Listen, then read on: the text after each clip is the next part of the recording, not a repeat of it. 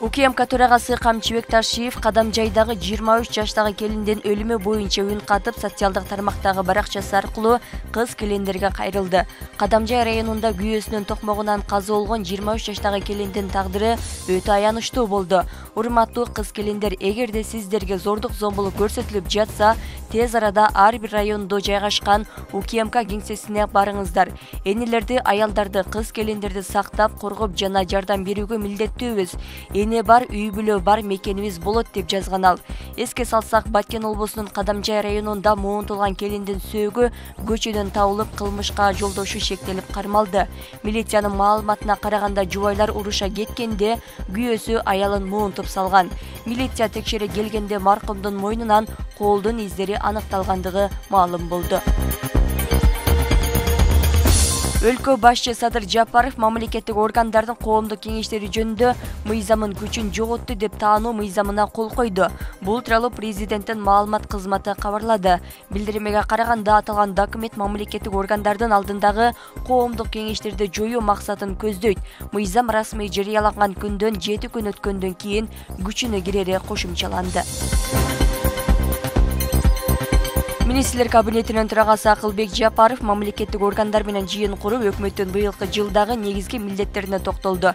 Иш-чара тууралуу маалымат кызматы кабарлады. Анын айтымында 2024-жылы кеминде 250 000 жумушчу орун түзүлүп, кирип келген жыл бардык жагынан бурулуш болушу керек.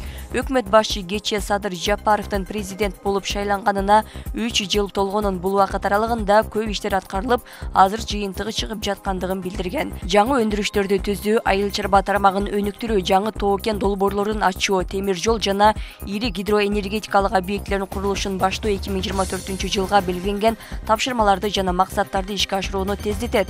Жакын арада быйылкы ишке кирүүгө тийиш болгон 100 ири өнөр жай объектинин тизмеси бекитилет, деди Жапаров. Өткөн жылы Кыргызстан сыртка 73 905 баш ири мүйүздүү малды экспорттогон. Бул тууралуу айыл чарба министрлигинен билдиришти. Улуттук статистика комитетинин акыркы жылга болгон маалыматына караганда, 2023-жылы ири мүйүздүү мал экспорту рекорддук көрсөткүчкө жеткен.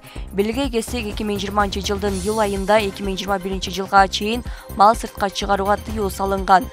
Малды сыртка сатуу көрсөткүчү эмнеден улам өсүп жаткандыгы айтылган жок.